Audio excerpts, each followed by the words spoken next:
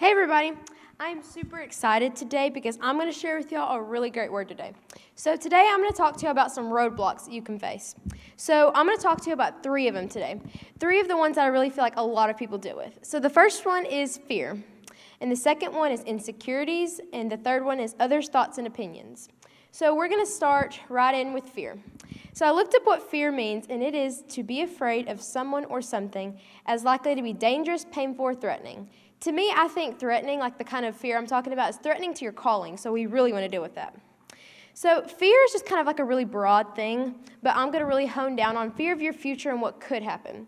So I'm going to start off with a quote by Terry Savelle. She says, "If you're scared of doing something, commit to doing it." I'm going to say that again because that was so good. If you're scared of something, commit to doing it. So many times in life, when God sets us up for something, we can be scared because we don't want to fail, right? Well, I want you to commit to doing it. Like, when I first was about to publish my book, I was scared, but I committed to doing it. When I was about to publish my first YouTube video, I was scared, but I committed to doing it. Sometimes when I was about to preach, I was scared, but I committed to doing it. And I want you guys to do that exact same thing in your life. So instead of getting scared, I want you to have a good comeback to fear. So I'm going to talk to you about 3 really quick things that you can go back at fear with. So the first thing is, to escape fear, you have to run right through it, and you can't go around it. You know, so many times in life, we can just, go around fear, but then that whole life, we're just going to be scared. Like, we have to go through it to get over it, right? So here's a quick example. My family, when we go to the beach every year, we go parasailing. So every time when we would be scheduling to go parasailing, they'd be like, "Who would want to go?" And I'll be like, because just like the thought of being 800 feet in the air on a little cord in the middle of the ocean with sharks, it's kind of scary. But this year, the past year that we went, I was like, okay, I'll do it. So finally I did it, and I was a little scared, and I got a whole new prayer language from that, but I loved it. It was one of the best things I've ever done. I'm just so glad I did it. So like I said before about Terry Savelle Foy, I want you to do that in your life. So the next thing is this amazing scripture. It's John 14:27. "Peace I live with you, peace I give to you. I don't give you what the world gives you." That is just so amazing because God gives you peace. If you feel fear in your heart, no, that's not God, and He did not intend for you to have that. So say, "Fear, you don't own me." That's a really great song, by the way, if you're dealing with fear. The next thing is, "There's no illusion greater than fear, so look past it." Wow, that's good because it just says fear's an illusion, so just look past it. Here's what I kind of like to think of it as. I want y'all to visualize this with me for a second. So right here is where you are, and down here is you fulfilling your destiny. So the devil, of course, he doesn't want you to do that, so he's going to put a cloud in the middle of you. So it's kind of like when you're driving through fog. It may look like it's hard to see the long run, but if you just keep on pushing and pushing through it, it's going to clear up, and you can get through that. So I want you to just know that fear's an illusion. So I just want you to go right through it because God is right there with you. Okay, now, I just want to go ahead and say this. Fear clouds your mind, so don't let it get into your mind. Because when you're scared about something, that's all you're going to think about. And you can't go after what God called you to do when you're scared of doing something. So I want you to say, "Fear, you don't own me. You cannot get in my mind because I have such an amazing calling and you have no place in my life." God created you to go out and change your world, and mostly go change your generation. So I want you to go out and make a name for your generation, kind of like the silent generation. They had a name because they were silent. They didn't have any protests. What is your generation going to be called? You cannot be scared and be fearful when God has called you to go out and change your generation. 2 Timothy 1:7 says, "The Lord didn't give you a spirit of fear, but power, love, and a sound mind." Hold on. If God didn't give you fear, then who did? The devil. So why do so many times in our life we accept fear into our minds? We do not need to accept fear in our lives. So give the devil back fear. Say, "Fear has no place in my life." Everybody say that. Fear has no place in my life. Because perfect love casts out all fear. So one of the people I really look up to in my life is Sadie Robertson.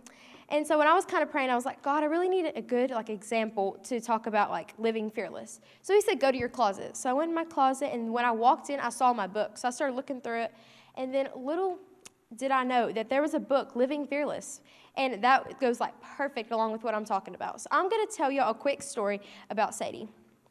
So Sadie, one night, she got a call, and this person said, "Hey, Sadie, so we're doing this thing called Winter Jam, and it's going to be a 10-day trip, and we want you to come and speak at it." So first thing, Sadie got scared. She was like, I can't do this because I don't want to speak for 10 days, and I won't be at home, and I'll be away from my family. So all this stuff started getting in her mind. But then her mom, Corey, but she calls her K-Swaggy, she said, "Oh, no, Sadie will do it." So, while she was on the phone being like, "Yeah, Sadie will do it," Sadie was behind her like, no. So the day of it, her mom drags her onto the bus, and she goes. So Sadie is scared, really scared. She could hardly think. She was so scared. So finally, she went into her room and was like, "I'm so disgusted with fear, and I cannot have it own my life anymore." So she started praying intensely, and she was like, "I am not going to have fear own my life anymore." I think that is so amazing how she got disgusted with her fear. So I'm going to read y'all a little part in the book. It says, "As I prayed night after night, the Holy Spirit began to show me that I needed to change. The way I was praying, instead of crying out to God for my situation to change, He led me to cry out for my heart to change. I learned an important lesson through this experiment. When we started praying for God to change our circumstances and started asking Him to change our hearts, that's when we experienced the peace that passes all understandings." And then it says Philippians 4:7. So here's what that says. Philippians 4:7, "And the peace of God which transcends all understanding will guard your hearts and minds in Christ Jesus." I think that is so amazing because Sadie just cried out for God to help her, and He changed her circumstance because she changed her mindset. So then after that, she says, "Are you letting fear run rampant in your life? Have you reached the place where you are ready to deal with it? Reaching the point where you are totally disgusted with the way that fear affects your life can be a great motivation to finally deal with it. So my encouragement for you today is to get disgusted with fear if you haven't already." I think that is so amazing. Just in an example, sometimes when I walk in my room and it's crazy, I get so disgusted with it that I have to change it. So that's what I want you guys to do in your life. Are you disgusted with fear? Change it then. So, okay, this is my last story for fear. My dad, he told me this story the other day about this monkey and snake experiment. So I'm going to just tell you guys really quick. So there were two cages, cage 1 and cage 2, and there were two monkeys. So monkey A over here, he was in an ecosystem where there were non-poisonous snakes in it. So he grew up with these, and he was not scared of them because they were harmless. Over here, monkey B, he was scared of snakes because he never grew up with them because there were none around him. So after a while, they put both monkeys in a cage. And they were both, they were having fun, they were playing.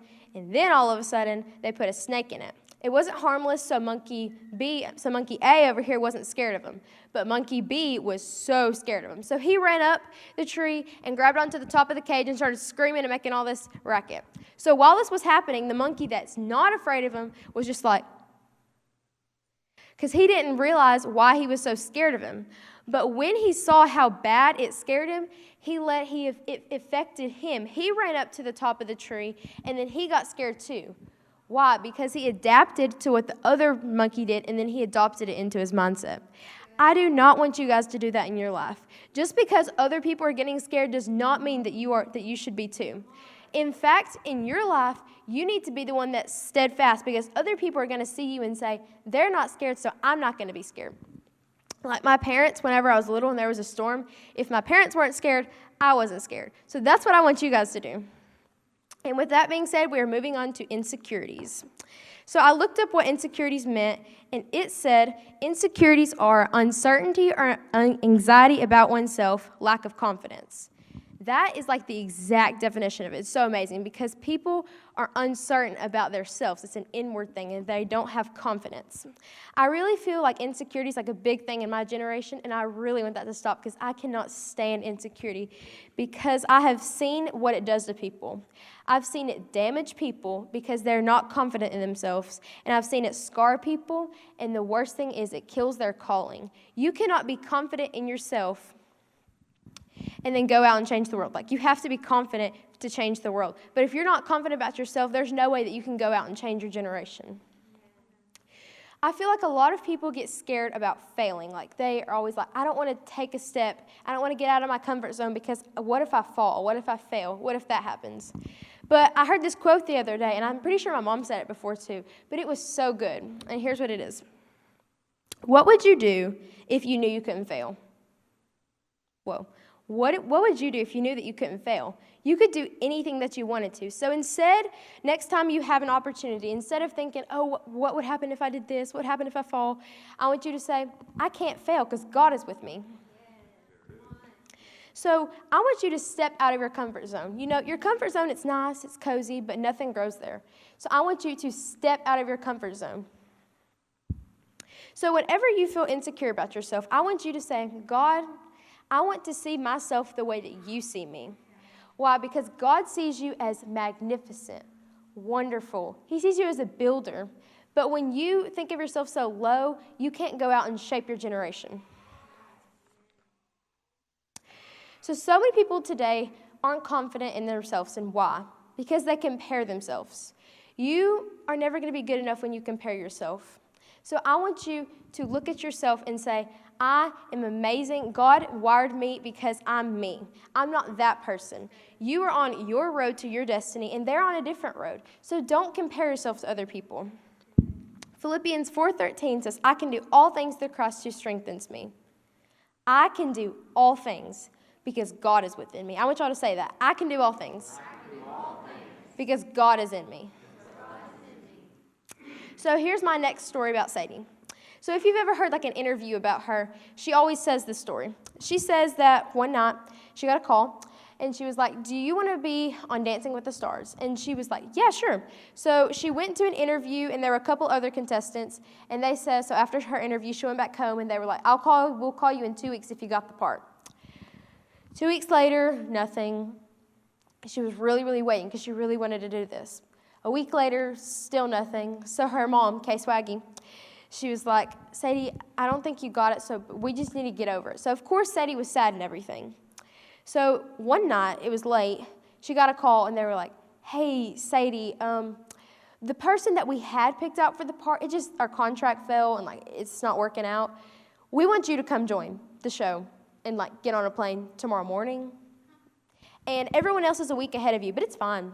So Sadie got overwhelmed by fear, and she got so insecure because everyone was a week ahead of her, and she was about to show up and just like, it was just a different atmosphere for her. So she got really scared, so she was like, I don't want to do this. But of course her mom got on the phone and she was like, just give her a little bit. So the next day she went to lunch with her little sister Bella. So the first thing her sister said when they sat down was, Sadie, last night, was that the fear talking or was that Sadie talking?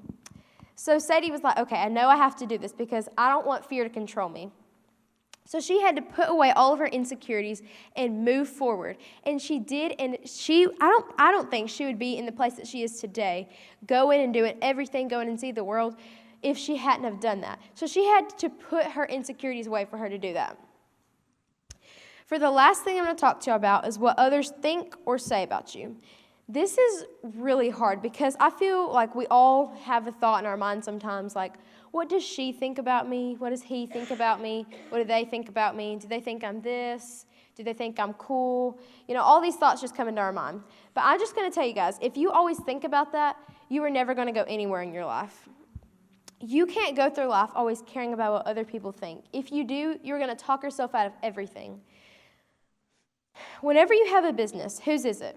It's yours, right? Well, let's say I have a cupcake business right now. And let's say everybody that comes in, you know, new customers, old customers, if they all were just telling me how I should run my business and I did it, you know what? I would probably run out of money because I'd be trying to do everything that everyone wanted to please everybody. But let me just ask you this. Who is more important to please in your life?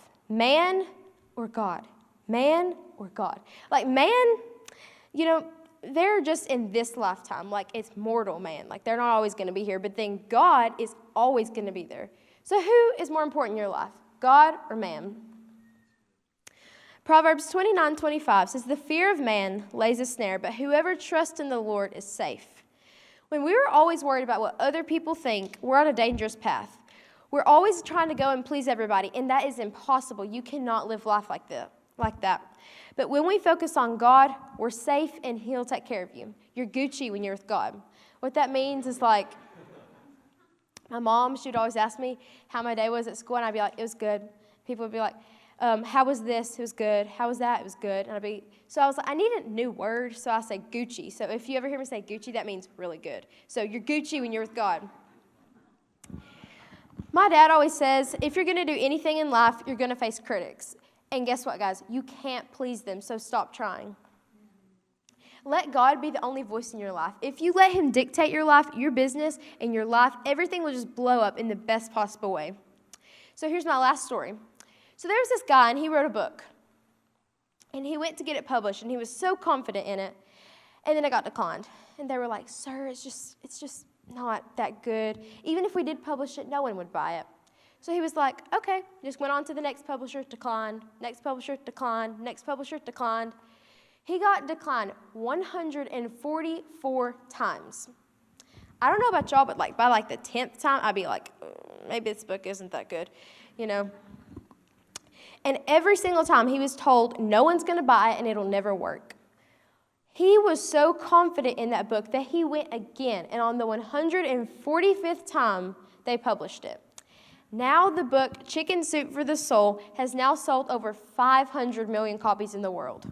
And that's just from today. Imagine how many more will be sold in the future. That is crazy. He had to be so confident in himself that he could keep on going, no matter what other people said about him. So in closing, I don't want you to ever let fear or insecurities or what other people say about you rob you of your destiny, because the next generation needs you so bad. And if you don't fulfill your calling, they might not have that. Like, imagine T.D. Jakes. What if he didn't go after his calling? Do you see how much he's changed our whole world? So I want you to go after your calling. And always remember, you're Gucci when you're with God. Thank you.